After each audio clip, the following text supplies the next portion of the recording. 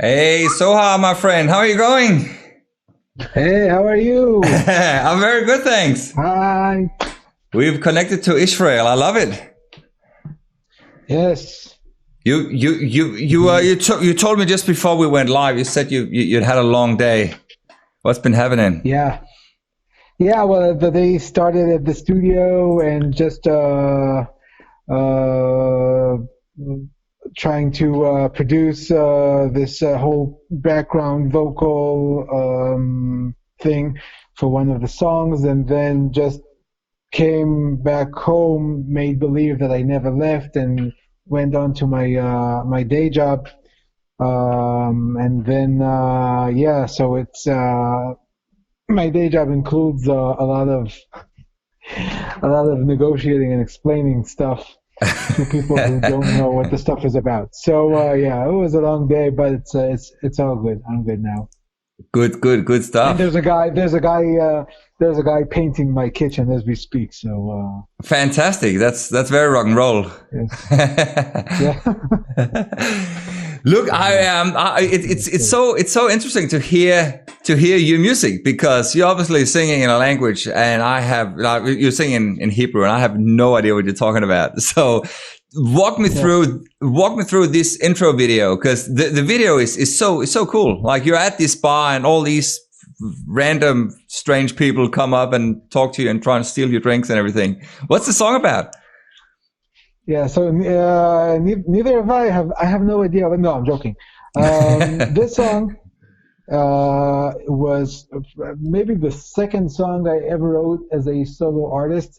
It's called, okay. So here's the thing. It's called Kafe v'Taklitim, which literally translates to coffee and records, like vinyl records.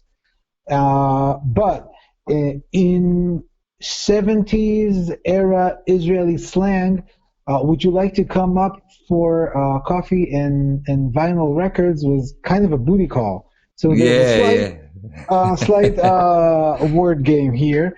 And it's a story about this. Excuse me, my dog needs some attention. Yes, I'm here. I'm here. I know. I know. The kitchen is a very important place. I know. So yeah, she's 15. She doesn't like changes. Anyway, so the song is basically an overnight story of this single guy who's trying to come on to some girl, or the archetypical Tel Avivian single woman, and it fails catastrophically. And all his facade and bravado turns out he's kind of a loser. And this is why it starts and ends pretty much on the same sentence. That means like I'm alone at this bar. So that's the story of that song. Fantastic. And yes, and in the video clip, which was probably the funniest day in my life, like the outtake, the gag reel of that music video is the funnest thing I've ever seen. Um, because these are not like professional actors; these are all my friends who came and like did me a favor. So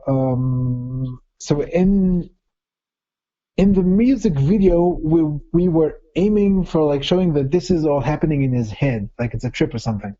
Right. So that was what we were going for. So that's why there's suddenly a rabbi and a sheikh and a fire Yeah, yeah, guy, the and fireman. Yeah, yeah.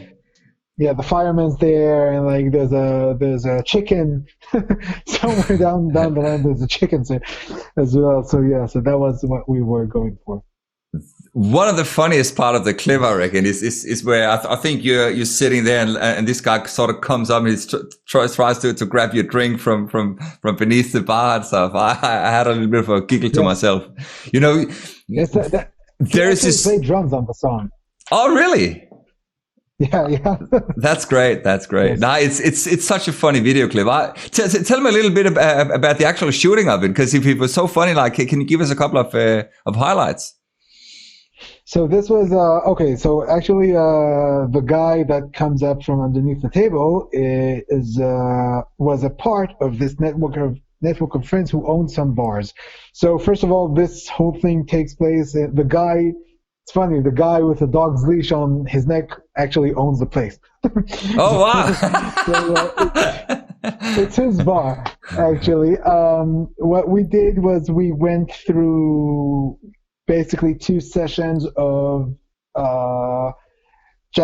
heavily Jack Daniels induced writing sessions. We had all the script down, really frame by frame. I had a very, very talented director, a very, very talented producer. And first of all, so we did all the preparations we needed. We found the people, we found the clothes, we found the place, we wrote the script, and then we just went in. It was one Friday, probably from 8 a.m. to 7 p.m. It was like 11 hours of straight work. Wow. And we did it chronologically. We built how do you call it, like a track for the camera. So yep. It will go. Oh yeah, so it could go back and forth. A pen, yeah. And we just went for it. It took us some rehearsing. I reckon the first half of the day was just rehearsing the whole thing, and then like the last scene where everybody just comes out and just like everything's crazy, everybody's out, everybody's doing their own thing. That was just the last hour of the video. I think you can see that everybody's there is either hammered drunk at this point or just tired. Everybody's losing the mind part is actually there's no acting there. Like everybody was there 11 hours stuck in the small room, the small bar, no going out, no going in. Everybody was just really crazy, and the whole thing, the whole peak of the video is just really how we were at the moment. Awesome. So did your friend just shut the bar down for the day so you guys could do the video shoot? I think he just opened late because we were there like on daytime. So instead of opening at 9, he probably opened at 10. I'm going to open the door because the dog wants to leave. So I think he only had to open the bar like an hour late or something. Right. Yeah, sorry about that. That's cool.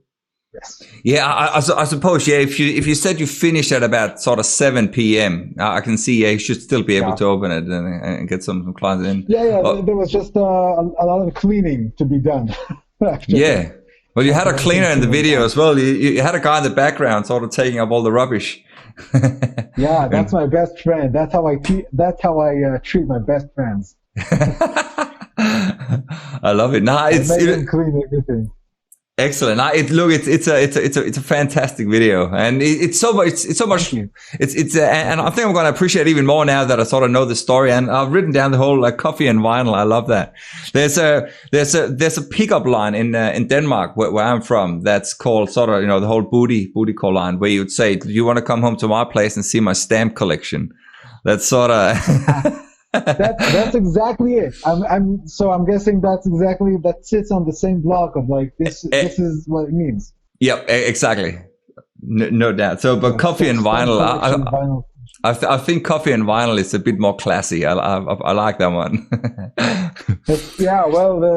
Probably it's a bit hard for me to think of it, but probably lines that my dad used when he was, I don't think anyone sort of in our generation would sort of walk up and say like, "Do you want to come home to my place for stamp collection or coffee and vinyl?" But that's all good. I was wondering. It's a shame because I had this amazing vinyl collection. I still have it somewhere around here. Oh, you never know. It might come in handy one day. Yeah, I'm married, so not anymore. Yeah. Oh well, you can give it away. You can pass it down to the next generation. Probably. I was wondering, like, how has everything sort of been in the last couple of months with this whole coronavirus and lockdown and everything? How has you guys been affected, and you as a musician? So it's for musicians in particularly, and independent businesses generally in Israel. It's been very hard.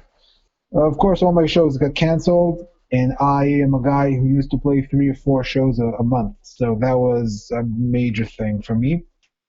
Um,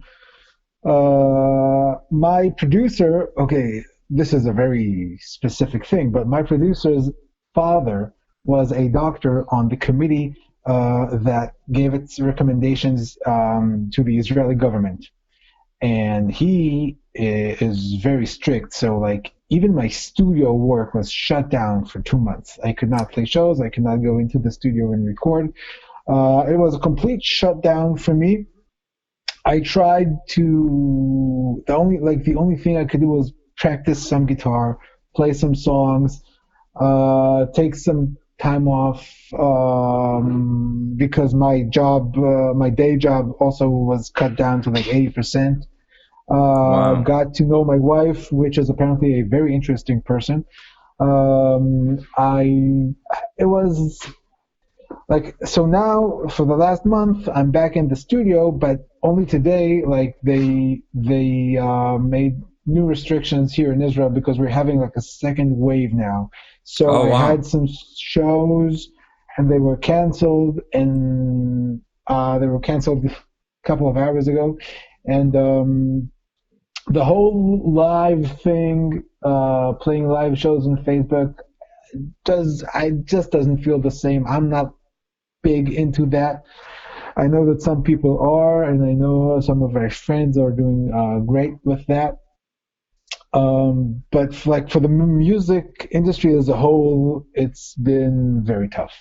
It's Mm. been very tough. Yeah. Not only the musicians, the soundmans, the lighting rig guys, the club owners. Some club owners have opened a hunger strike. You have to remember that for like the vast majority of the last, I don't know, 18 months, we didn't have a government here. We just had three elections in a row over the course of 1 year. Um, and when this crisis hit, like there was no government, no one was ready, no one knew what to do. So it was a very big mess, like an overall big mess here. Mm. Wow. So yeah. So how did that impact the sort of like the infrastructure in regards to like live music and studios and stuff? Did that have any impact with that? So now we're allowed, yeah, we didn't have any studios, we didn't have any rehearsal rooms. Now we are allowed to have, first of all, there was a very nice idea that came up, musicians who just went into the big or the medium locations, like the medium-sized clubs in Israel, and they played empty shows, like in front of no one, and they just broadcasted it to Oh people yeah, at home yeah, for free. So that was a very nice, how do you say, yeah. Very nice very nice gesture. idea. Yeah, yeah. Yeah, a very nice gesture. But like, and I think that maybe theaters as well are halfway reopening here, but the whole thing, the whole infrastructure, as you said, was just frozen. Or was just Mm. shut down. It's really returning only now, and a lot of small sized bars where I used to play were closed down permanently. Like this has been quite Permanently. the hit Wow, here. Yeah, yeah, wow. yeah. So, so what's the like? What's the future going to look like? Like, obviously, because if all the smaller bars have shut, like, what do you think that'll do to musicians like yourself? Not all of them have been shut. I think a lot of musicians took this. It kind of this is where like some musicians translated this into boosting their online digital presence, which Mm. is always a blessing. But I think I felt like there was too much in a too short of a time. Some musicians have, this is really a time to like, for me, like the way I look at it, and I know some of my musician friends also feel like this. It's a time for like take an internal look, re-examine rethink of a lot of the stuff.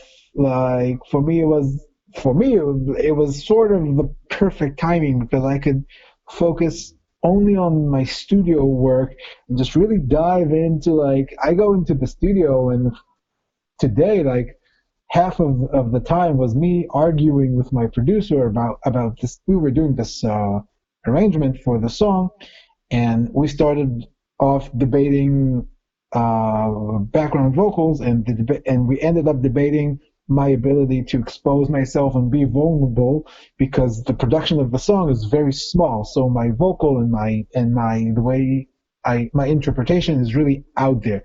So we suddenly have time in a way to stop a crazy race in which we were only like, okay, next thing, vocals, guitars, bass, drums, let's go. Now we suddenly have time to think like, okay, what are the lyrics about? What is the theme of the whole album? Like we have time to really get into, I wouldn't even say the nuisance. I would really get into the deeper meaning of things. Because I don't like in Israel. Israel is. I know everybody's living a one big race today, but in Israel, it's even I think more stressful because like, welcome to the Middle East. Everything's more stressful here, but the financial situation, the economics here, and the way it is for musicians is even more stressful. So we suddenly got this stop sign and we have time to like think about all those things, like go really, as I said, dive deeper into the music. So I tried to see, of course, not everything was a blessing, but to me, I just tried to take look at the positive outcomes, and this is one of them. So that's how it affected me, at least. Well, that's I'm rambling. I'm ranting. I'm sorry. I thought that perhaps because it's my second language, I wouldn't ramble as much, but as you can see, nothing can stop me. No, but it's great, and it's good. It's good to hear that again. That at least that you managed to get something out of it. You know, like you managed to go deeper with your songs, and I think you mentioned as well. You got to practice some more guitar as well. Yeah, and also I had this class I was teaching, which was like a 2-hour drive, and everything went on Zoom, which was amazing. Ah, right. Yeah, so you didn't have to go there. The commute was just awful. I'm just in my car, like eating protein bars in the middle of a traffic jam. So, no more of that. That for me was an upgrade, I have to admit. Oh, fantastic. Look, I've written down here. I'm super curious to ask you a question here because obviously you got recommended to me by our mutual friend Keshet. Keshet, yes. Yeah, Keshet, yeah. And he and I have had two chats here in the past. And on the first one, we discussed his childhood growing up in Israel, which was a bit turbulent. He was talking about a lot of sort of pretty gruesome stuff with I think he mentioned he had a school bus that had like suicide bombers and at some stage and stuff. So it was a bit hectic. So I'm curious here, like how did you find sort of growing up in Israel, and at the same time, like how did you discover music? Okay, so first of all, I only knew Keshet in high school, so the whole childhood thing I'm not really familiar with. I gave him the name, by the way. His name is Ron. His name is Ron. Yeah. But somewhere along the line, he played with me. He actually he was one of the founders of my high school band, my first band. So when I went in for the first rehearsal, and I was like, your name is not Ron anymore. Your name is Keshet from now on. And I think like 6 months later, his mother would sign, like she would make notes for him, like this is your lunch for today, Keshet. And once she started using Keshet for the lunch notes, I'm like, this is official now, man. That's your name now. growing up in Israel, first of all, I grew up in a very middle to high class, what you would call white socio-economical place. I live in a small suburb outside of Tel Aviv called Givatayim, and it's a very non-religious, liberal place, and it does not reflect the most of Israel.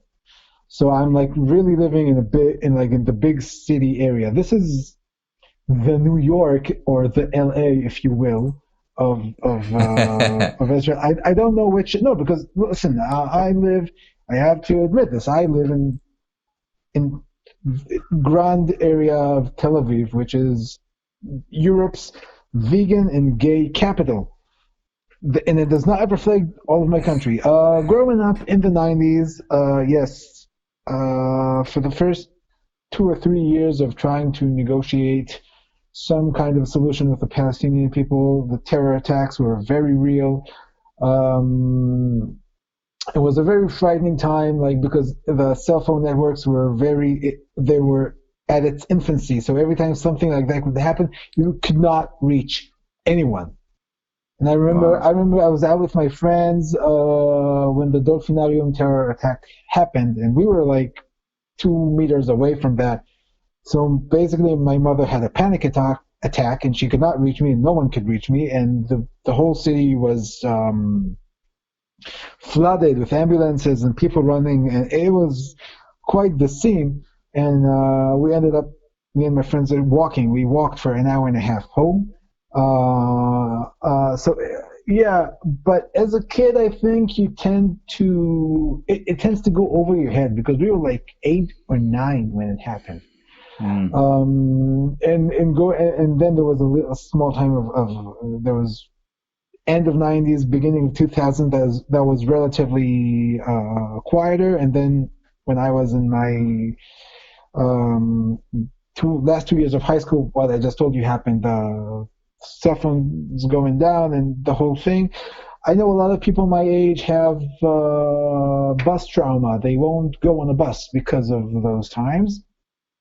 If you knew the Israeli transport system, you'd probably not go on the bus just because of the way it is today. But you don't need any trauma for that. But yeah, so I know the whole this country has PTSD. Basically. Finding out music on a lighter tone now. I'll tell you what. I have a very good set of how do you say that when you take something out of your consciousness. Yep. So you compartmentalize, or you I don't know, you put it aside. So I'm very good at that. But I'm sure it left some kind of a mark on me. Maybe just I'm not yet aware of. I just to clarify, I do not hate the Palestinian people as a whole, and I do believe this is solvable. It's just very hard to solve it, but I do believe it's solvable, and I do believe that at the bottom line, there is more that can unite or bridge the Jewish people and the Palestinian people than the stuff that divides us. Yeah. But that's me. So finding out music. This is a funny story. I had this revelation. I was 12. I was very much into the pop music of the age, which is boy band, girl band. We had these music collections in Israel. They were called Hitman, and now when they had like basically Coco Jumbo and Macarena kind of music on them.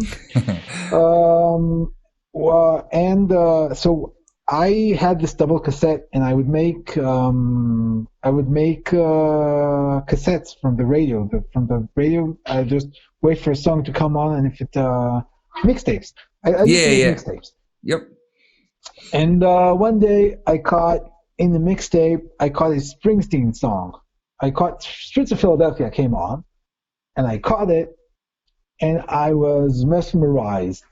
I stopped the radio and I rewinded the tape and I listened to the song I think maybe 10 times in a row.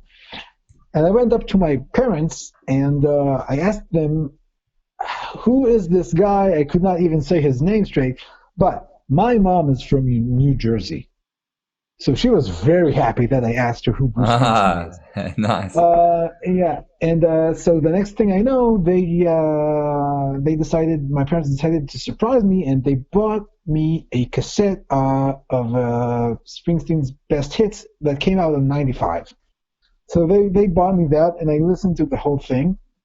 And actually, as a part of my preparation to this interview, I went to my mother and I asked her how she remembers this, and she told me, overnight, you were changed.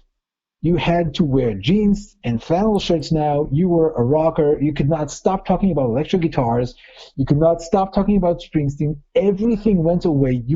She told me I gave away all my boy band tapes to my little sister. She was, yeah. And I was not nice to my sister when I was young. And she was totally caught off guard. I just gave her like a box full of cassettes. Like, I'm not this anymore. I'm that. That is so cool.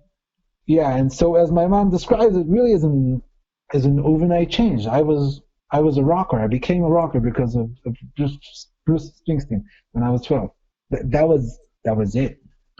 So what was it? Because obviously, like Streets of Philadelphia is a pretty mellow, sort of very low key song. It's got this beat that goes all the way through it, and it's sort of there's not the big riffs and the big rock vocals as you would usually sort of hear from Bruce Springsteen. So what was it about that song that sort of got you triggered? Well, first of all, once again going back to the best hits tape, which came not a lot after that. So that tape opens with Born to Run, and the drum fill, I think. Oh, okay, gotcha. Yeah. It changed my molecular composition. I think it changed me at a molecular level. And the song itself, I think, just had more depth than what I was used to at the time, because we had like Israeli pop, which is basically Turkish pop, but in Hebrew. And we had the hits of the time, your Mr. Presidents, your whatever, and that song was different because of how minimalist it is. I think it just caught my as you said, like there's the beat and there's some keyboard and there's some vocals, and like I think you could probably replicate the song on a 4-track. Yeah, pretty much. If you had to. But I think it was, first of all, the song, then it was the cassette, then probably my first heartbreak at 12 because of red-haired girl from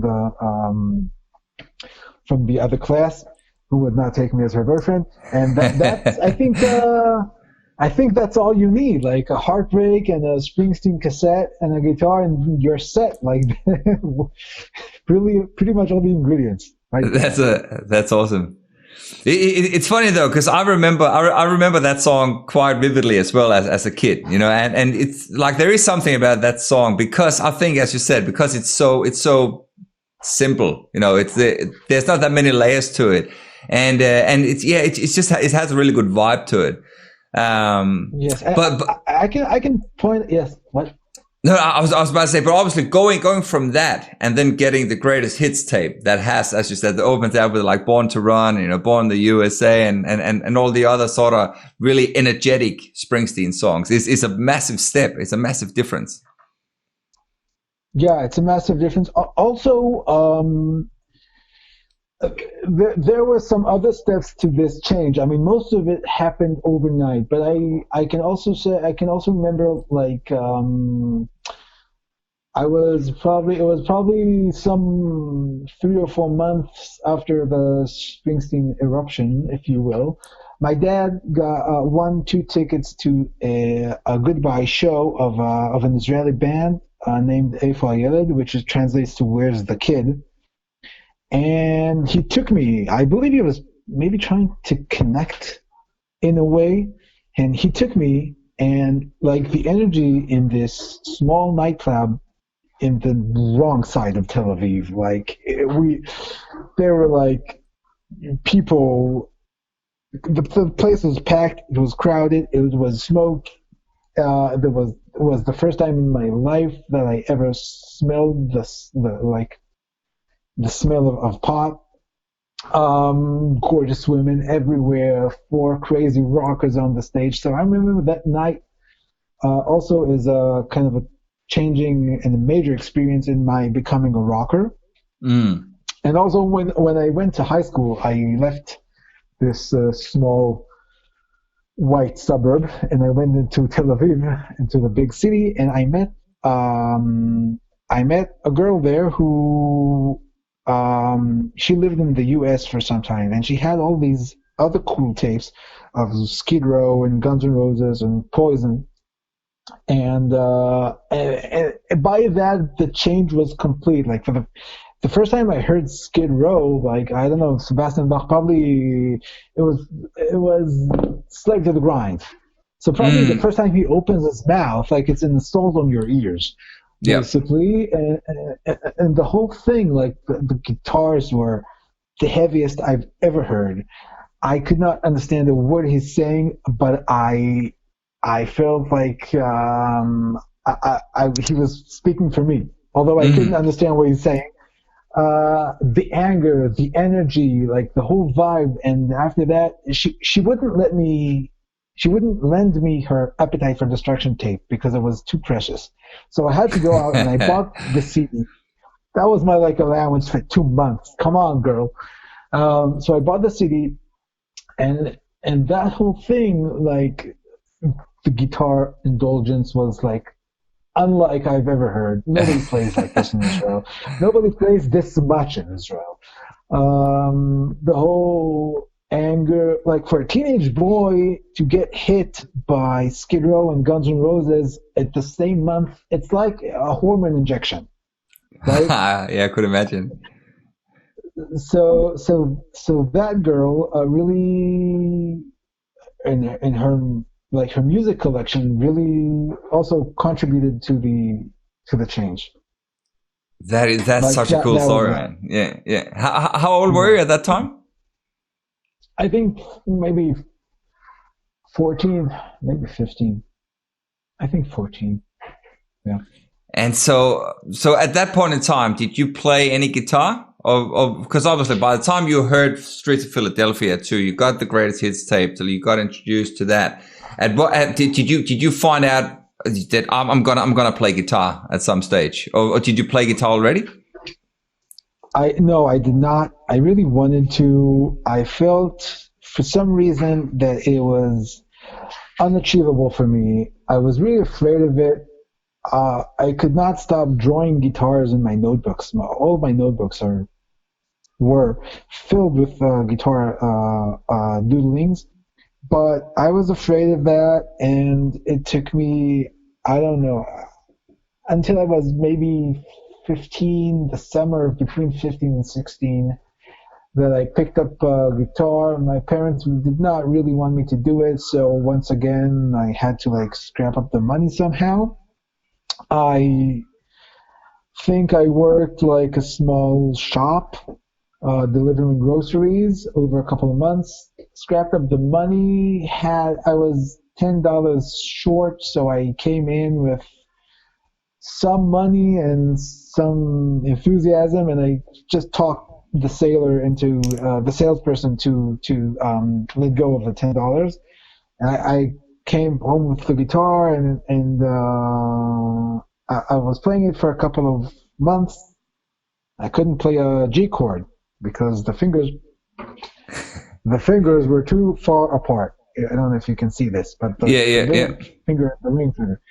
This for me was a geographical challenge. So I asked my mom. She knows a little bit of guitar, and she told me, I didn't want to say this, but when you were a kid, you had motorical problems, and the doctor who treated you told me that you will never be a guitar player, but you have enough intellect to cover for that. And as Oh, wow. it just the moment my mom told me that she was not going to tell me drop the guitar, but she just told me, here's this obstacle. And it was back when in Israel, at least, or my family at least, we treated doctors as if they were demigods, which today probably is not the way it goes. But that was when I decided that I will prove that doctor wrong. Probably, Good. the doctor was probably trying. He was taking an educated guess. I was 6, right. But 9 years after, I decided no, if that's the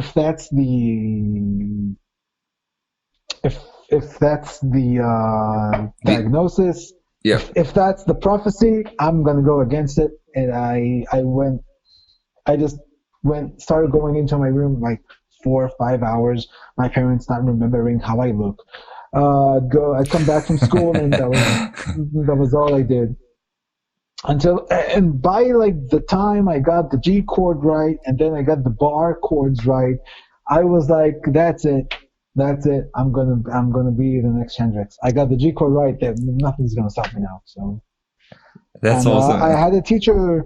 I got a teacher, and I studied some theory. And he introduced me to Zeppelin and Jethro Tull and Deep Purple, and that was it. I was caught. I couldn't stop practicing, and I'm super curious to hear about all these bands are all American bands. So you're talking about Skid Row, you're talking about Bruce Springsteen, Led Zeppelin, and all that. And you mentioned earlier that you had no idea what they were singing, but you could just connect to the music. Yeah. Yeah. How was that? Sort of, because right now, you speak very good English. So obviously at some stage you would have learned the language and you would have understood what all these songs were about. So I'm curious to see how you were sort of transcribing the music, or the not knowing what the songs were about in the early days when you first started. I ended up buying for all the youngsters listening, hear me out. Once before the days of Spotify and iTunes, we had this wonderful, amazing things called CDs. They came with a guide to how to rebel against your parents, also known as a lyric booklet. I would buy those CDs and I would read the lyrics, and I also, by that time, I think online searches were starting to become a thing. And I had to, what I could not understand, I just read the lyrics to, and then I loved it even more. I mean, songs about youth gone wild, or songs like "Welcome to the Jungle," or all that, or "Out to Get Me." I mean, that's the typical teenage angst state of mind that you're in anyway at that stage of your life. So, it all fit. That's awesome. And then you started your glam band, which I'm so excited to hear about. that was some years later. No, so my first 2-3 high school bands were just heavy rock, 70s rock oriented. But my best mate after the army, he came to my house one day. He was my first drummer, and he told me, "I'm gonna download the song on Kaza, and I would like you to listen to it because this is the kind of music that we're gonna do from now on." It was very decisive. I was like, no, leave the Kaza alone, because like 90% of the time you download a song, you end up with a porn video. So, and I didn't want that to be on my parents' computer. But he somehow got me, he convinced me, and he downloaded into my computer Bringing on the Heartbreak by Def Leppard, and he played me the song, and he turned around and he told me, this is what I want you to write for our band from now on. Which was a dramatic change. However, being a serious musician, as I considered myself to be back then, I started doing some research.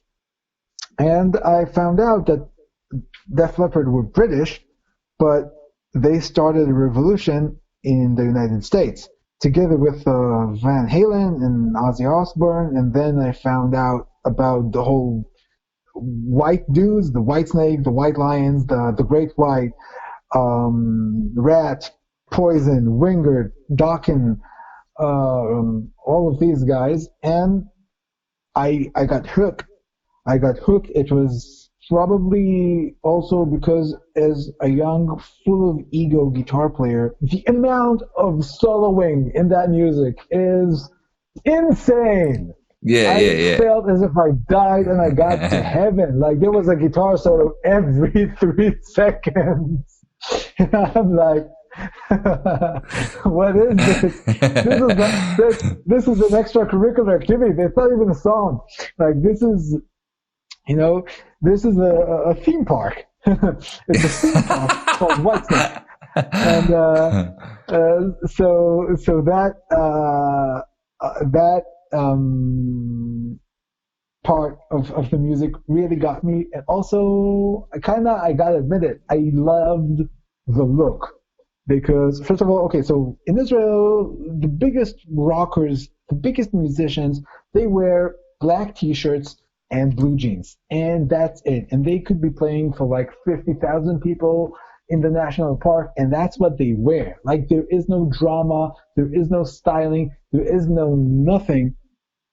Like, they look as the guy who you just stood behind at the post office, right? Everything so daily, which, I mean, that's an aesthetic value. I can get around. I can understand that. That's cool and that's okay. But having like a sparkling Speedo-like tights and the ripped apart shirt and the biggest hair I've ever seen. Like, I sound like as if I'm describing a model, but I'm actually describing the singer for Rat, right? I forget his name. Or like, the sound was also very dramatic. Like, every time a snare hit, you could feel it. Like, all the effects around and the whole thing. And so that was so different from what I was used to, and something that I actually still to this day believe. Like, I have show clothes. I do not wear my show clothes to my everyday activities. I do not wear my everyday clothes to my shows. It's a different thing. That is so cool. I love that. I do my hair before I go on stage. I shave before I go on stage. Okay? I only, I do these things, and I would, before I shave before I go on stage and before I visit my mother, because she doesn't like the whole, the shade. So anyway, so that aesthetic value and the whole drama of it all was something that really spoke to me and I really connected to. Plus, I know it's like not the, it's kind of an unpopular opinion, but in my eyes, some of the best music ever was made in the 80s. And I agree. Like, yeah, 100%. And even the technological difference, right? Because if John Sykes missed a note on the Whitesnake album back then, he had to do the whole thing again. Today, like, you can patch it and you can sew it in and you can correct it, and if you don't hit the right note, we're going to correct you, and on stage we're going to bring you a backup singer with a nice black dress and she's going to sing the note, and that's everything. Is like, it's the technical prowess you needed back then. Like, when I listened to White Lion, which is kind of a ridiculous band all around. But their guitar player, like, do you know Vita Blata from White Lion? No, Like no, no, his no. proficiency. So anyway, so he's like my biggest inspiration as a guitar player. The way he plays is so like he never loses the beat. He's always on time. The melody, the personality, the way he plays, the dexterity, everything is so accurate and so amazing in that decade of music. I actually, I like it. And Mm. even if you, obviously, the sound sometimes isn't, the best. Poison albums sound like they were recorded in my dog's bed or something. The sound is really awful. But the fact that at the time the most popular music was being played by the most proficient players, right? Like the popular music today, I have no beef with, but there isn't really a technical player behind Katy Perry. There's nothing like there is no. You could maybe make a case for somebody behind Justin Bieber is a genius, but there's no like technical genius. There's no Mm. like. There's good songwriting behind Bieber. And there's good songwriting behind Rihanna or Beyonce or whatever, but there isn't that like amazing players. Just the players. When's the last time you heard a pop song with a beat that sounds like Dr. Feelgood? Right, Yeah. that's a beat that it challenges your ears. It was a beat that was built around him swirling like the stick, right? Doom to doom ba doom doom, and then the swirl, and then only then Yeah. you get to the sound. So I think there's a lot of value and there's a lot of interesting stuff in that music. I And the suppose. melodies, I mean, the choruses, the hooks are amazing to this day. This is what I go back to when I need to write a song and I get to the chorus. That's what I go back to. Not with all due respect, like this is a quality Zeppelin did not have. This is a quality today's music maybe has, Yeah. but the hooks were just, man. I'm getting carried away. Sorry. No, it's great, and again, I do agree 100%. I was about to say, but in all fairness, though, like probably building a bridge over to like R&B and Beyonce and Rihanna and stuff, which again is music that I personally don't really connect to because it's not rock, and as you said yourself, it doesn't really have those technical musicians behind it. I hope we're not going to offend anyone by saying that, but it's certainly not. Anyone playing, a really cool guitar lick or a really cool drum beat or something like that. But there are still a lot of new rock bands Actually, around. Nuno Bettencourt from Extreme used to play for Rihanna. Did he? So, Wow, he played the solo on California King Bed. Right. I did not know that. He's a sensational guitar player. I remember that. Sensational guitar player. I remember the what is it called, Pornography or something? Yes. The album that was such a good album, man. The funk on that thing, the funk meter. I mean, wow. It's just different. It's just different skills, man. Like it's so defining, like such a defining sound as well for that era. But yeah, look, I actually talk to my wife about it all the time in regards to like what music will sort of define the last decade, because we don't have the Motley Crues, we don't have the Queen, the Led Zeppelin, just to go back to back to the 70s, but we don't, in our opinion anyway, every time that we have a discussion about it, we just cannot see who would sort of be like the really pioneers for the last 10 years, like. Have you got any bands that you can think of in the last 5 to 10 years that you think in 10, 15 years, 20 years time from now, they're going to be remembered as the big band from this era? Rock bands. I think the world is bigger now.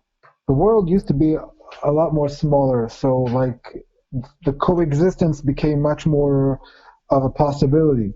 Nobody's stepping on anybody's toes right now. So like I would really like the Gaslight Anthem to be remembered.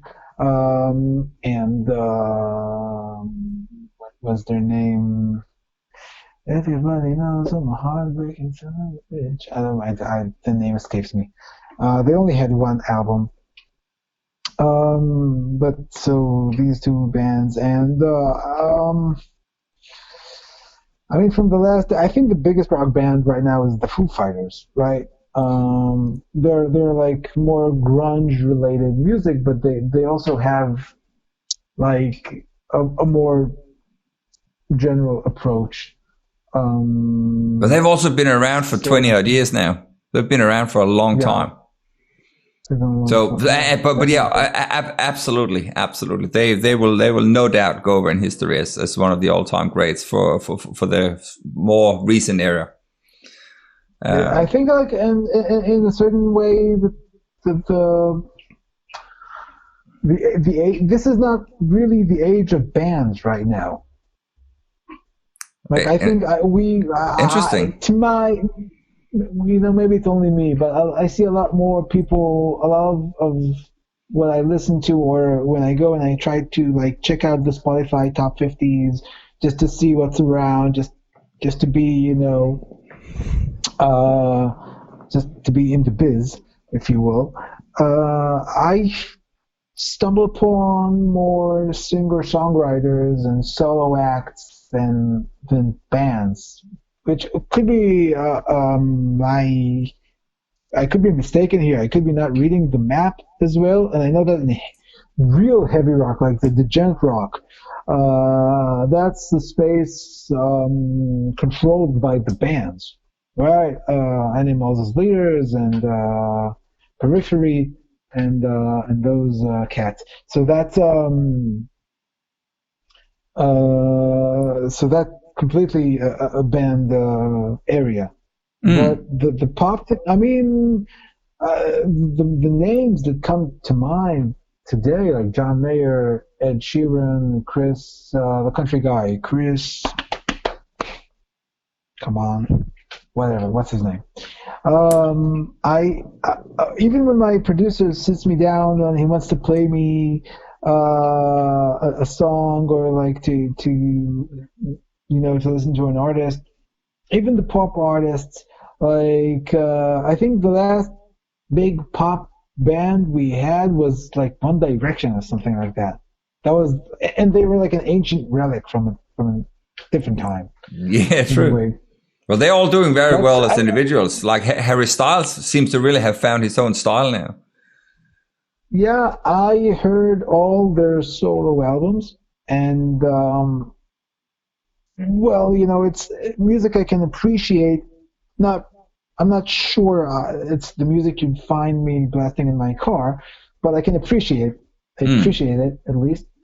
Funny, by the way, in Israel we have more bands now than we had in the last 15 years. We have a lot of alternative bands. We have also a lot of singer-songwriters, but when I look to the global scene, I feel it's like 70% singers, 30% bands, and here it's like more of a 50-50 situation. Oh, great. Yeah. Why do you think that is? I don't know. A lot of like the corniest reason would be music reality, because there are never bands there, right? There's 99% of the time it's a singer with a couple of backing musicians.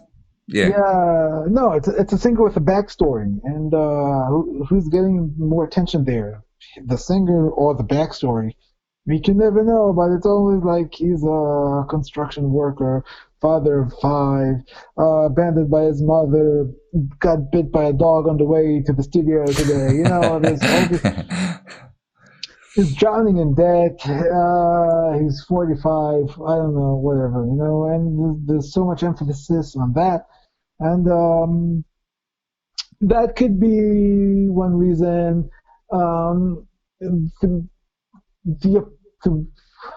making music has become so much easier today. Like you don't really need anyone.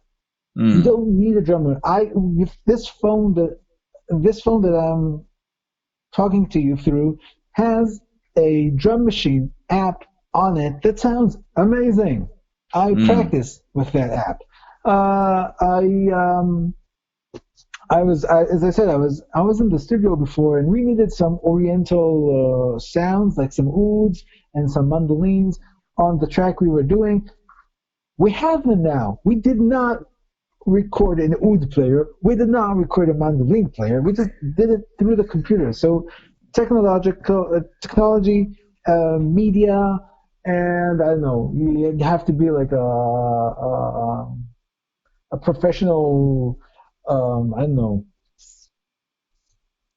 expert to say that maybe as a species we've grown further away. I don't know. No, it's I was about to say I think it is just a reality of living in today's time and age, or whatever you call it. Yeah, because you're absolutely right. You have everything. You can model everything on a computer pretty much except vocals, except for singing. You still need to be able to sing. For now, anyway. I'm sure someone will develop a singing app one day. I know. I had a very heated argument about the singing on the movie La La Land. Which some of my friends, I don't know how much autotune is on that soundtrack, but a friend of mine claimed that there's like 90% autotune. These people can't sing. They can't really they can't carry a tune.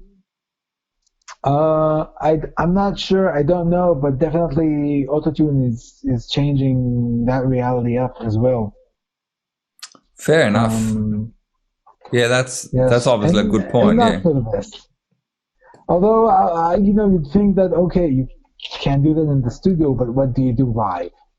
You have to have some.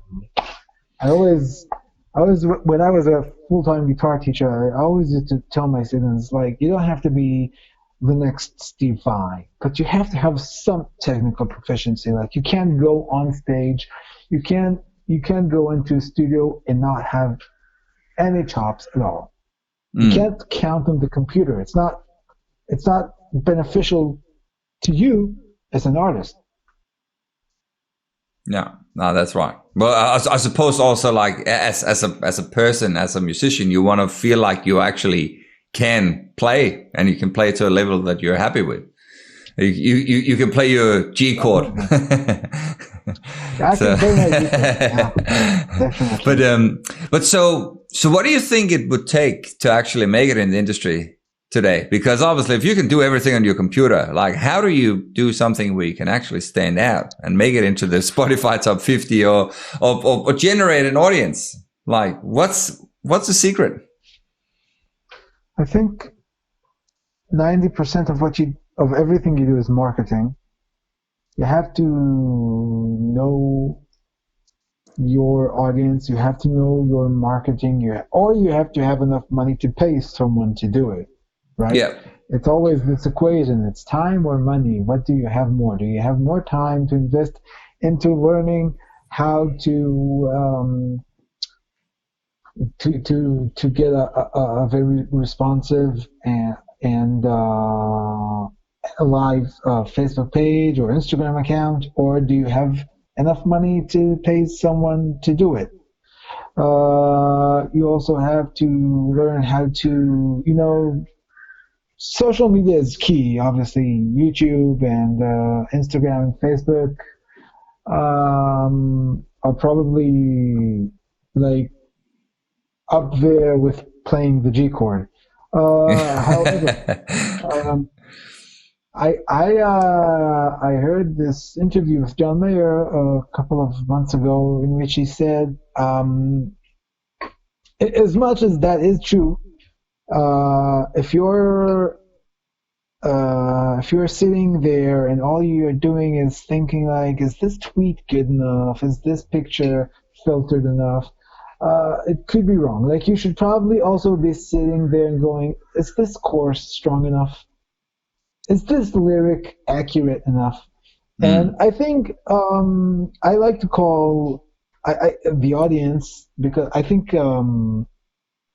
the Crowner of Kings and Queens is a segment of the audience which is somewhere between 13 and 18, right? They are really the announcers or the indicators. So I like to call that segment the kid. And I think that the kid isn't that stupid, and we should never disrespect him or condescend. Which means they know when there is no truth in your music. They know when the product, the music, is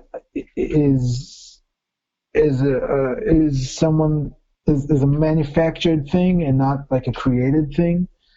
And I think like this is this is somehow the silver lining here. Good songs. Yeah, you have to just the first thing would be like you can market everything in many ways, but you can have 5 marketing teams working on your music if you have the money for that.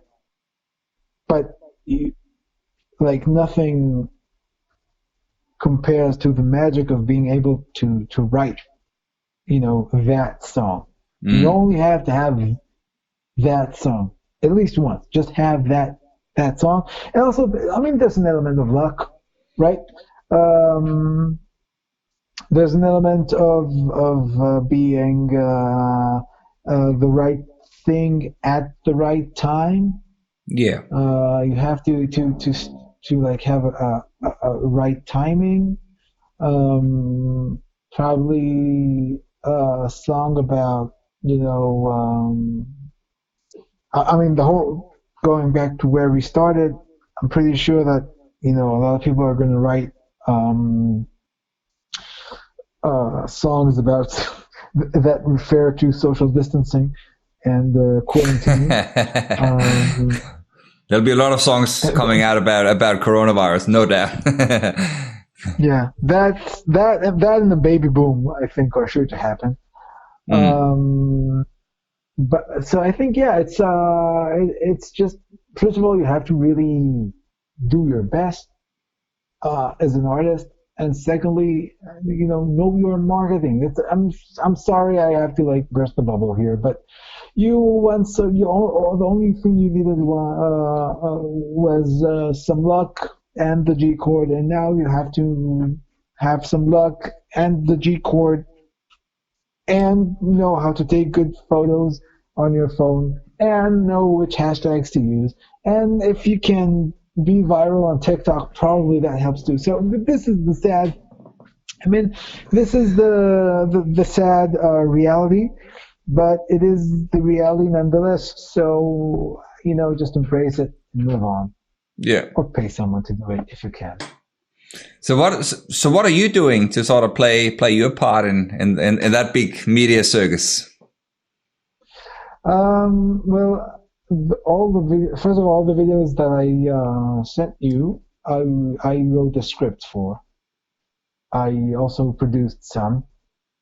I can't shoot them, I can't direct them, but this is where I hire people to.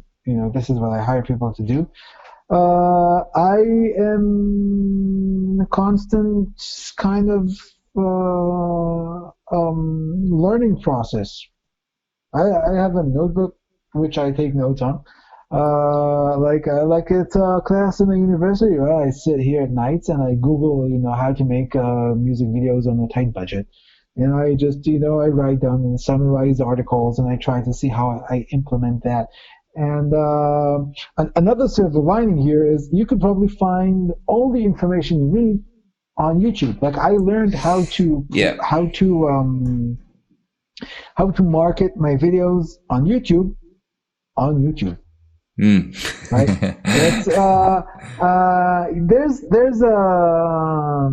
there's a online lesson to pretty much everything everything you need and everything you want. And this is the equivalent of, going to your friend and maybe 20 years ago you go to your friend and say like, man, do you know any drummers? And today it's like, man, do you know any Google AdWords? It's because you can find drummers online. There's no problem. The world is Yeah. filled with guitar players and drummers. But someone who knows how to manipulate Google AdWords is a whole other thing. Mm. And Or you got a drum on your mobile phone from the sounds of it. Or a drummer app. yeah, no, I have I have live drummers for my records. I mean, it's just the artistic aesthetic that I prefer. Absolutely. I'm glad to hear. I'm a drummer myself. So. I'm well aware. Yeah, so so you probably know all about that. Like the Logic software. That's what you use on Apple computers. It's really like it gets really close to a real drummer, but something about a real drummer is, even if it's only psychological, to me it's a different thing. Like it's maybe not something that you hear and identify, but it's, I think, something you subconsciously feel. Mm. And for the chance that I might be right about this, I mean, because you never make music for musicians, right? You kind of make music for your mother, right? Like you're making music for someone. By that I mean there is somebody out there who is not a musician, maybe likes music, maybe grew up, around the Beatles and Simon and Garfunkel and great musicians, but not a musician who's probably in the kitchen right now trying out a new vegan recipe. The radio's on remotely, and you need something that will catch that person's attention right now. And that will not be like a D7 augmented flat 13. That will be a good song. And that at the end of the day is what you need. It's easy to be entertaining at 9 p.m. in front of 20 of your friends that have a glass of wine in their hand. It's hard to be entertaining in 7 p.m. Like for a guy who's in his car, he's trying to beat traffic, he's listening to the news, he's searching for the weather and the traffic reports, he's dropping off his kid on the way to the school. That to crack that thing, you need a very good song. But you also need to get that very good song on the radio in order for that guy who's stuck in the car, dropping his kid up at school. And that's again, like, personally, I reckon the vast majority of everything that's played on commercial radio at the moment is completely stripped of all personality because it sounds like it's made on a computer. The majority of it. So for someone like yourself, who is a passionate musician and, who writes his own songs and stuff, how would you get your songs on the radio or get it out to that audience and to that mother who is, cooking dinner for her kids or cooking lunch? How do you get that song? How do you catch that attention and actually get in front of that audience? Getting in front of the audience is booking shows. That's what you do. As to major radio station airplay, I'm not going to pretend that I have all the answers, because this is, for instance, something that I don't have the answer for, and I am more likely to go the route of paying someone to get me there more than investing the time in understanding how to get there, because into this equation you are now also adding an element of connections, which I'm not sure I have the best or enough of. Sometimes you need a PR guy maybe, if you're in a tight budget, it can be a friend of yours who's young and hungry and will work for less money.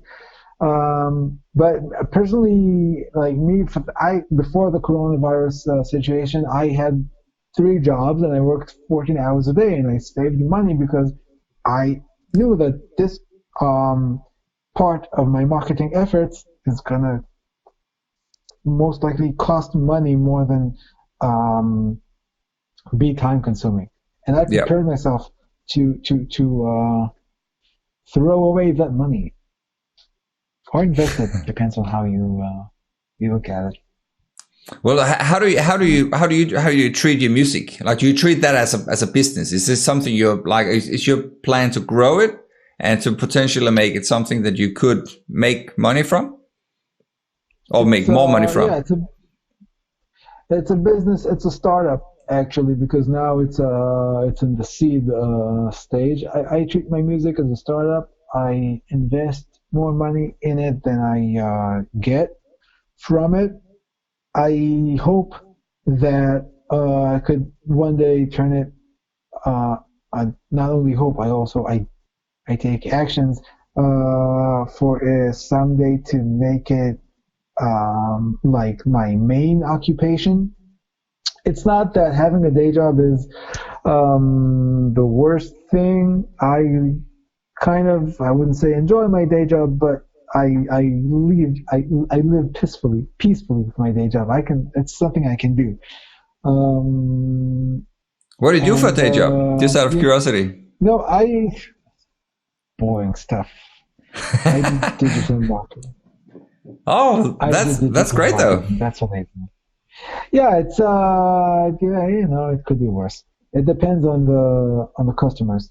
But yeah, the plan is to eventually make music the main um, income source and the main thing that I do. And how do you, so? And what's that sort of plan? Have you got some steps in place? 'Cause obviously, you're recording an album at the moment. Um, Yes, so that's the content stage. I I had to cut my tour short because as I said, I used to play like 3, 4 times a month live. And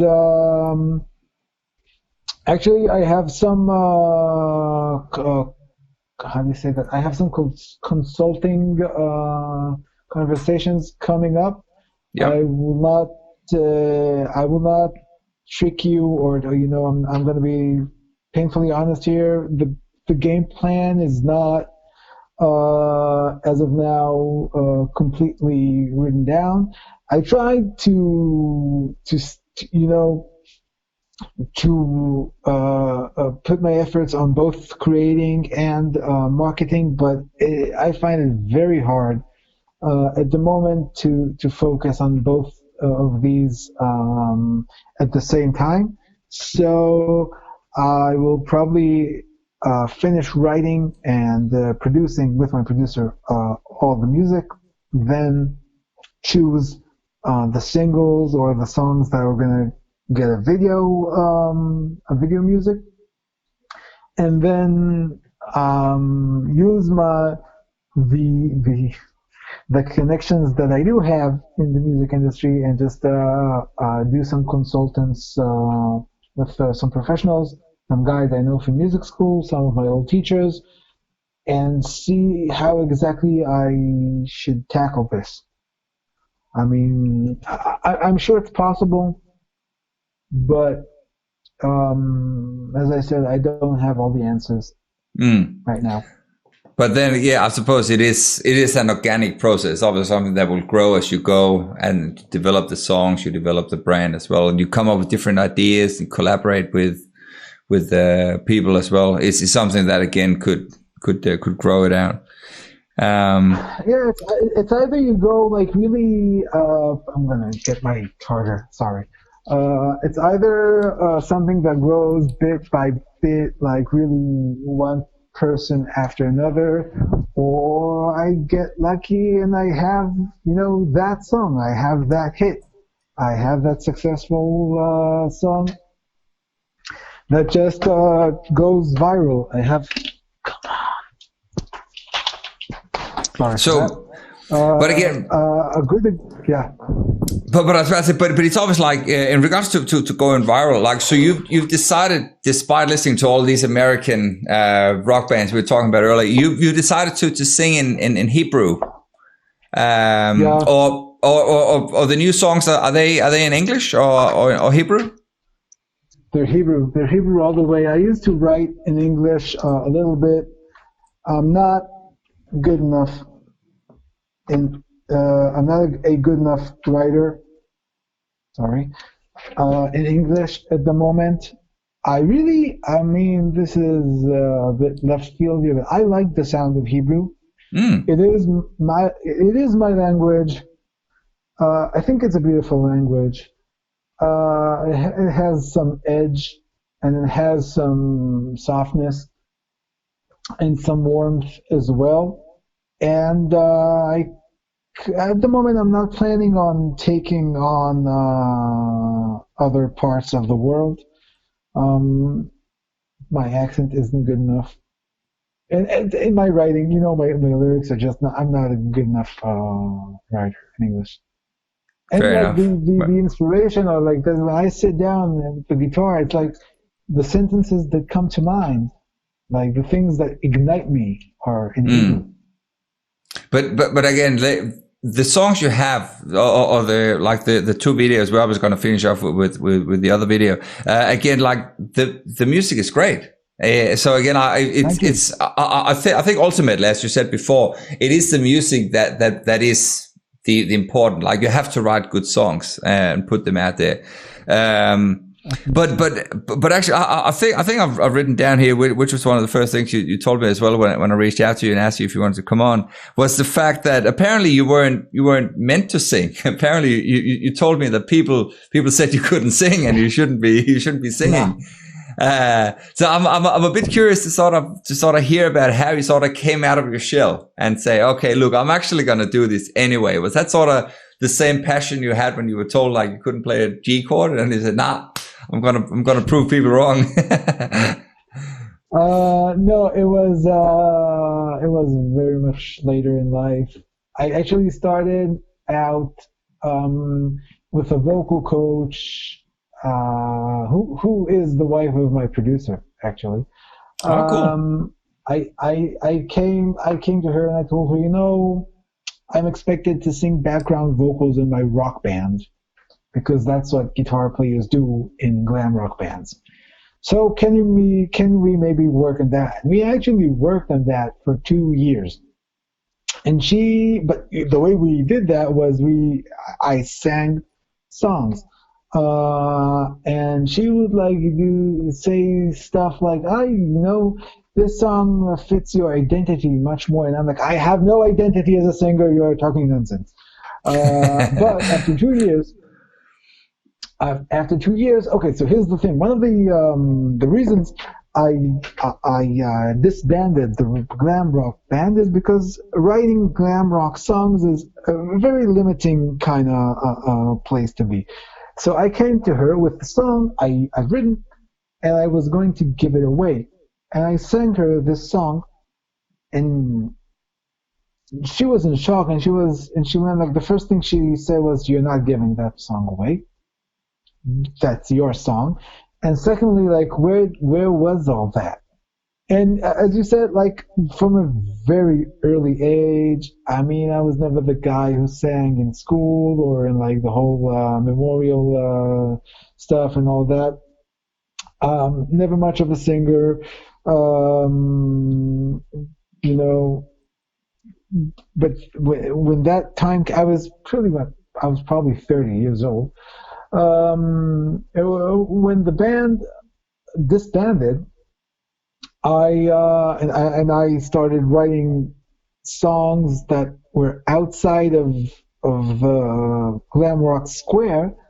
I told my vocal coach, like, I told her, I have this dream about an acoustic tour that will be the complete opposite of everything I've done.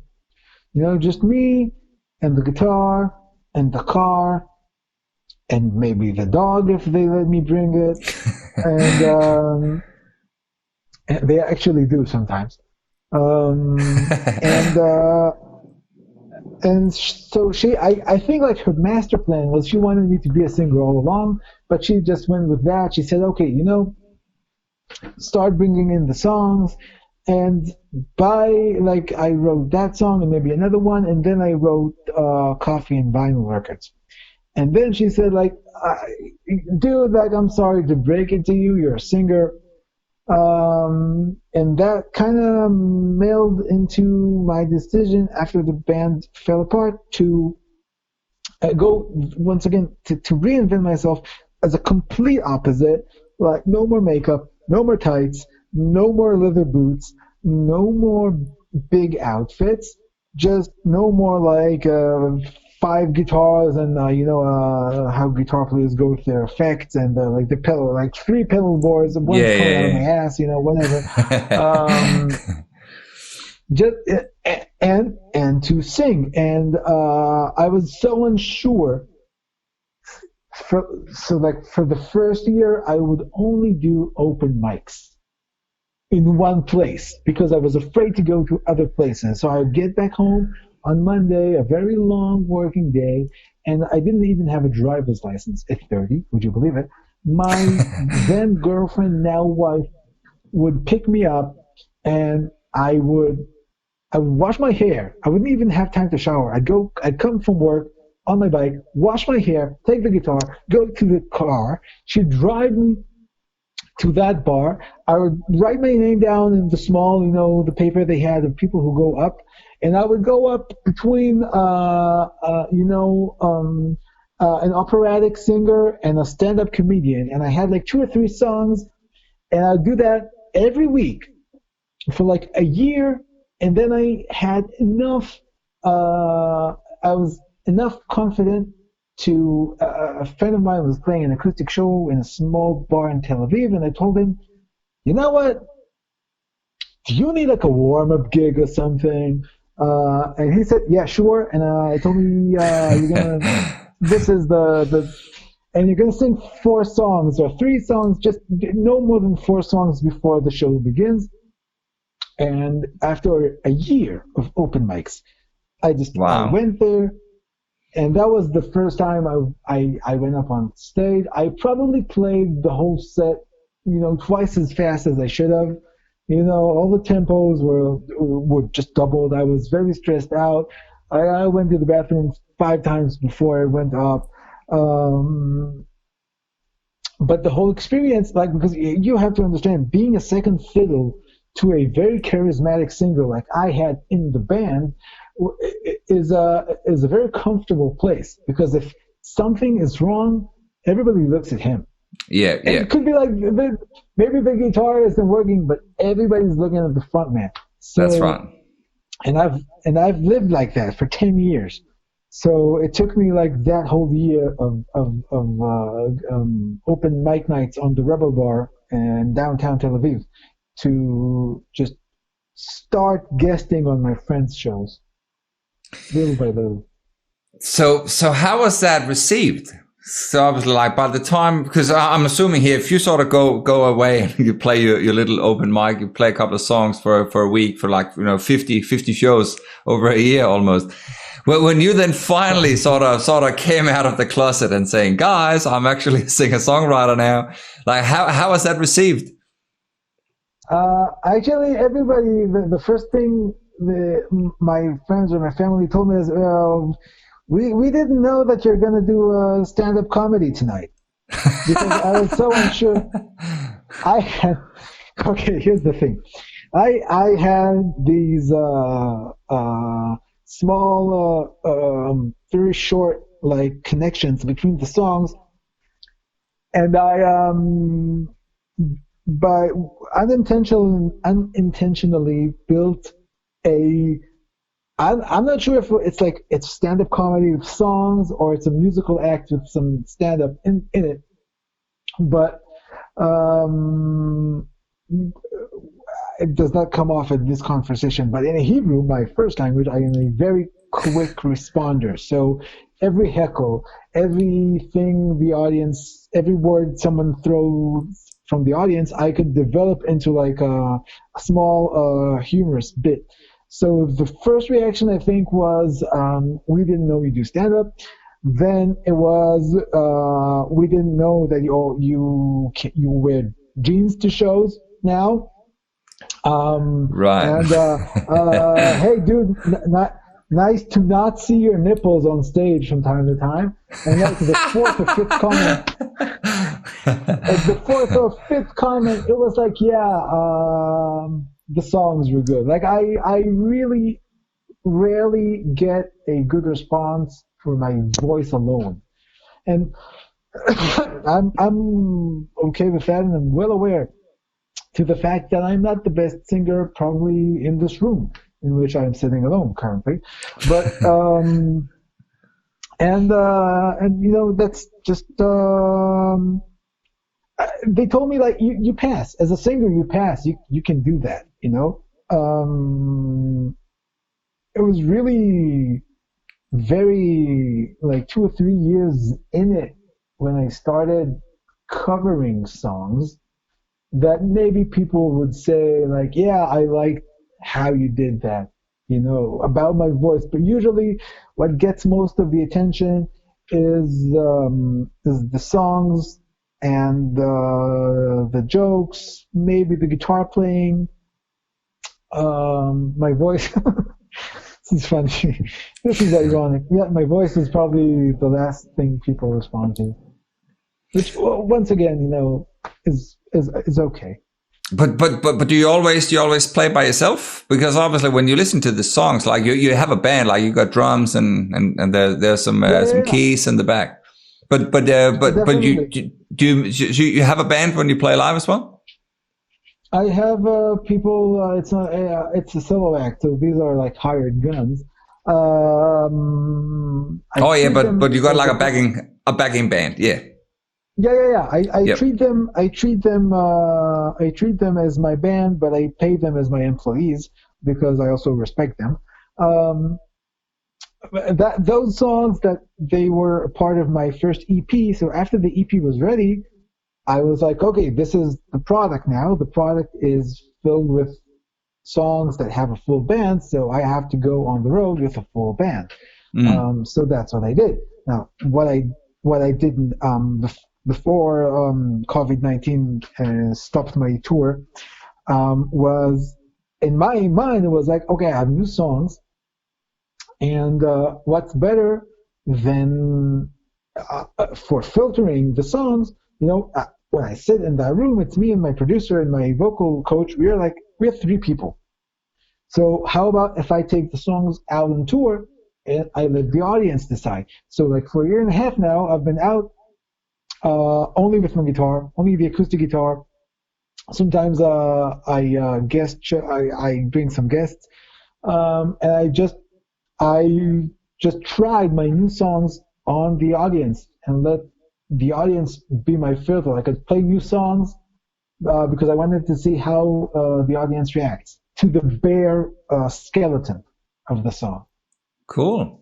And people like it. I go on stage and I'm like, hey, yo, good night, everybody. For the next 45 minutes, you're my guinea pigs. Here are some new songs that I consider, and I keep. Everybody loves to vote. Everybody loves to be a judge. In Israel, everybody has at least 3 opinions about everything. Good. So it entices the crowds, and actually it made changes. This tour has made active changes to my album's lineup. That's awesome. And I suppose that's also a good way of sort of building your audience as well. Like your social media following would probably grow from that as well. Not as much as you'd think, but yeah. Sometimes some shows are better than others in that aspect. So how long, sort of over time span, how long did it take you from sort of transitioning from the glam rock guitarist to now becoming like an actual solo artist?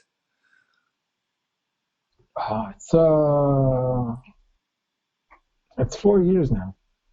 4 years, But okay. I think the transition itself it took. I think that open mic year was the year of the transition. Yeah, it's it's much more sexier in the movies. You just see a montage. I had to go through the montage. It's like Everything's like in slow mo. movie montage.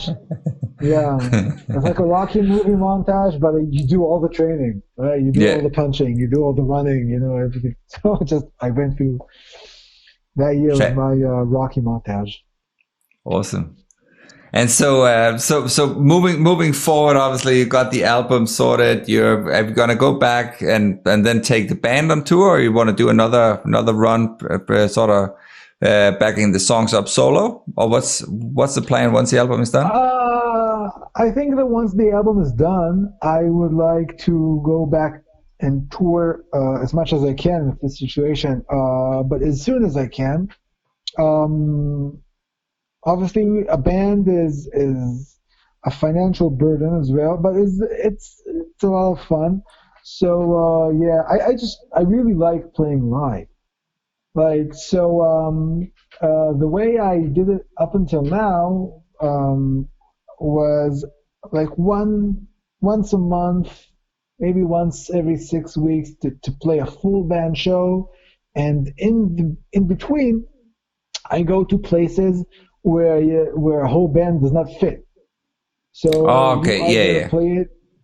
So that's a zero-sum game, right? You either not play it or you play it alone with your guitar. So once again, at least in my mind, I prefer I'd play it.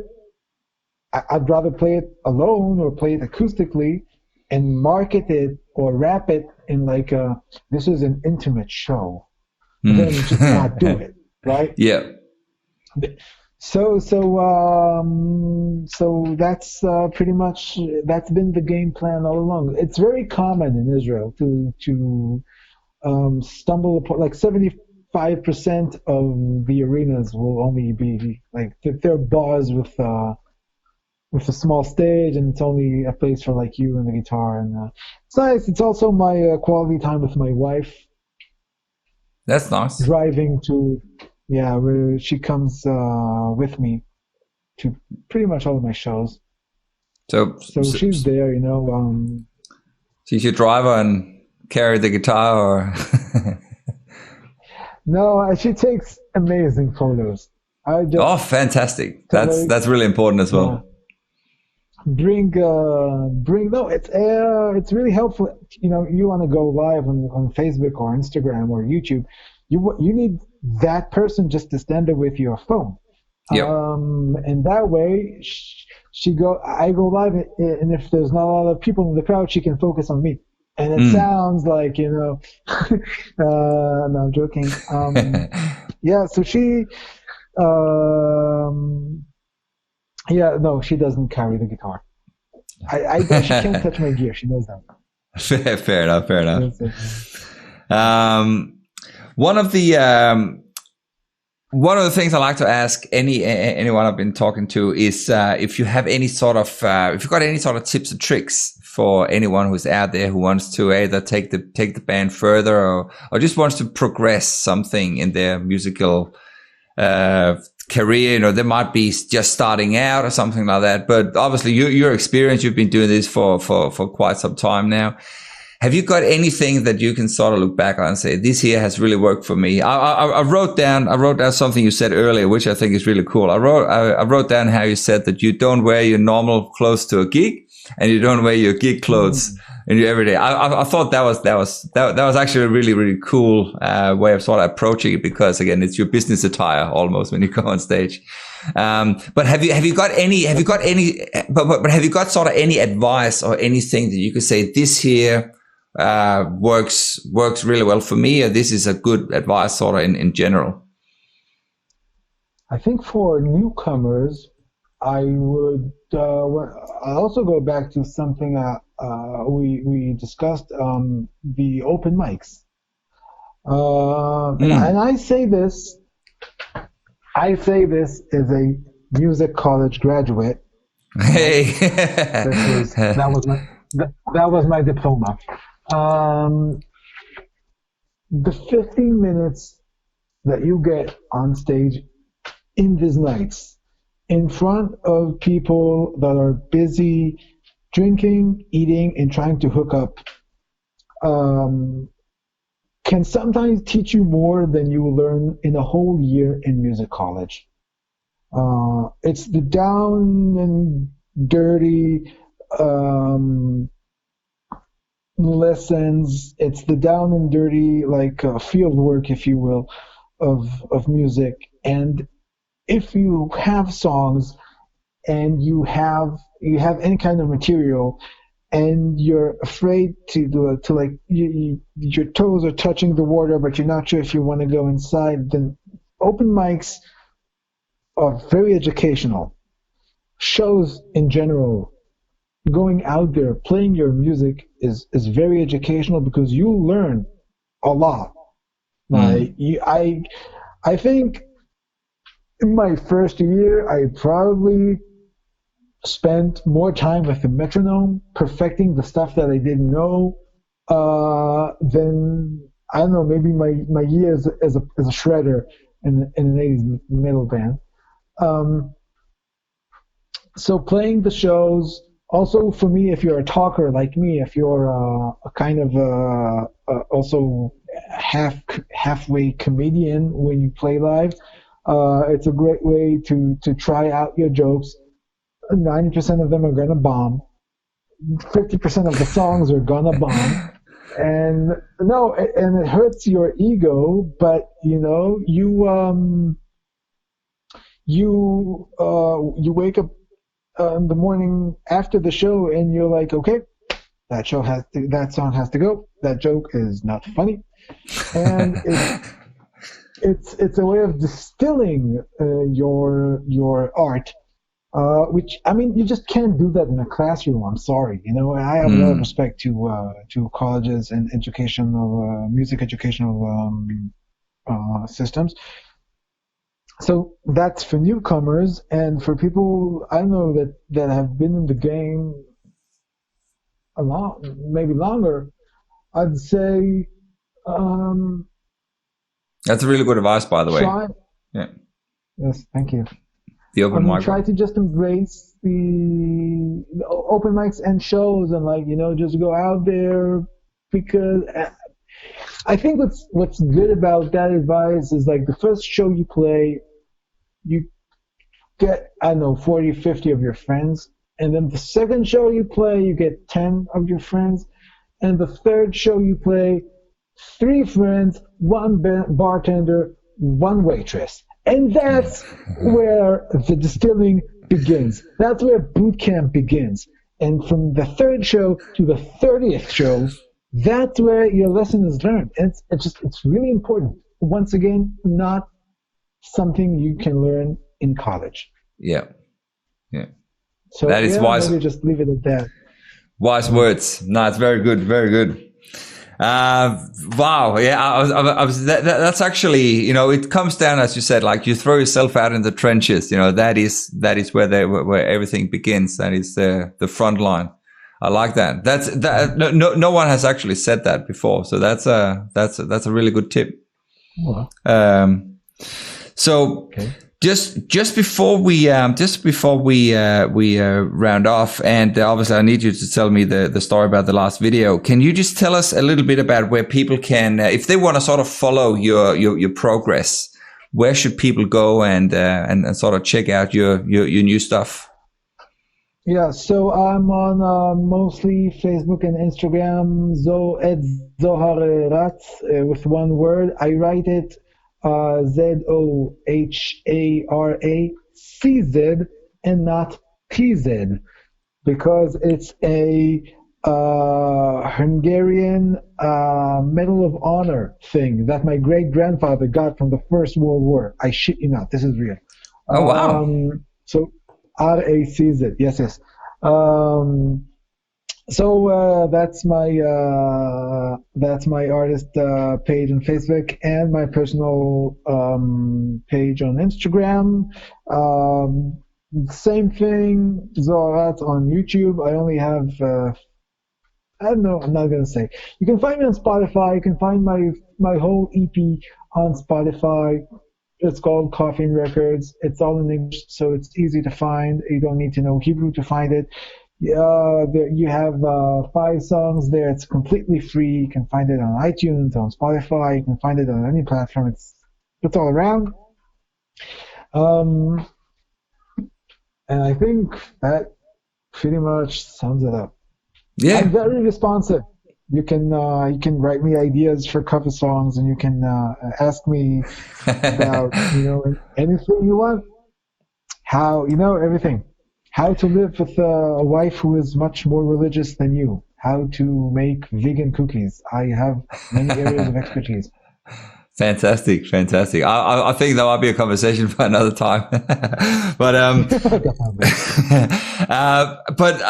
curious. I'm curious to hear just if you just quickly tell us about that story about your great grandfather and the First World War. That sounds pretty cool. Okay, so we were all Rosenbergs. We were not Bratz.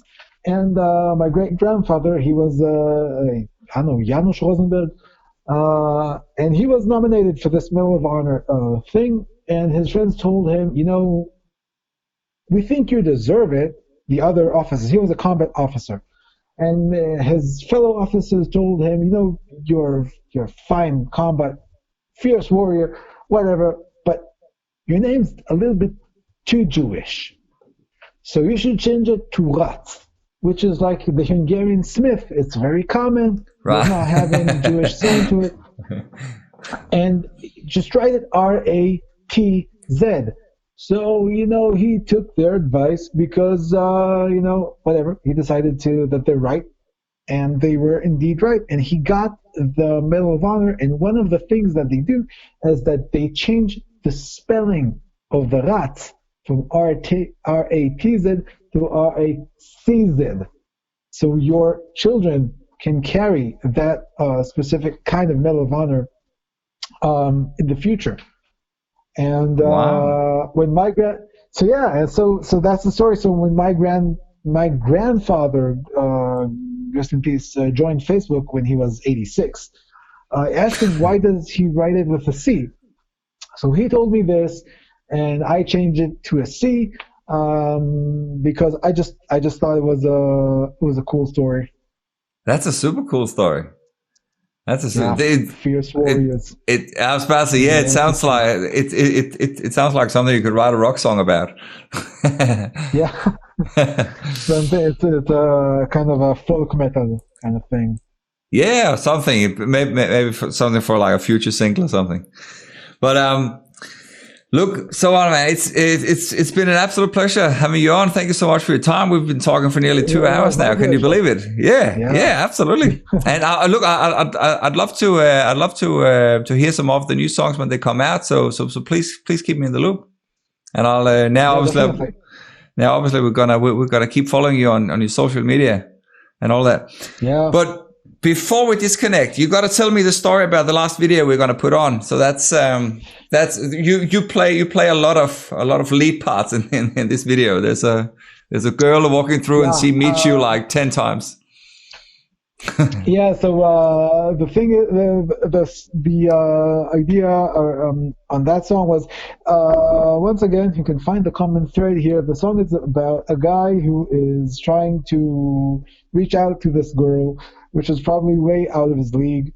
Once again, part of the mindset I was in my first album, and I decided that instead of me playing like a more standard lead part, I'd rather focus the story around this young girl, this young actress. Her name is Biki.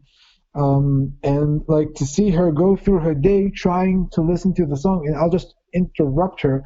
Kind of if you know the video of Save Tonight from Eagle Eye Cherry, but he plays like all the roles there, right? So yeah, that's right. That's right. To play that was my main inspiration. Some may say I stole it,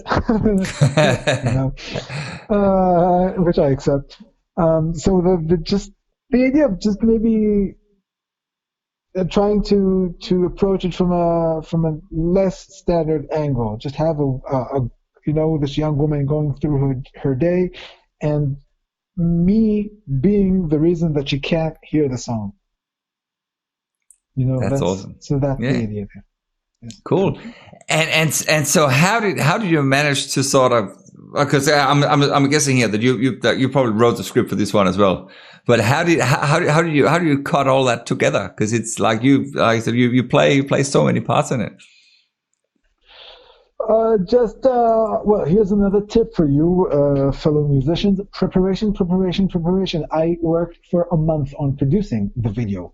Writing it was the easy part, but I went through that neighborhood from business to business to business, and I made up this timeline together with the director, how we could just capture it in one day of shooting, and I think it took off 5 years of my life. Basically, it was a very hectic month of just getting the authorizations from this store and that store, and reaching out, like every business that you see me, at a certain point, I give her a set of headphones. Yeah. That was the 10th store that I approached.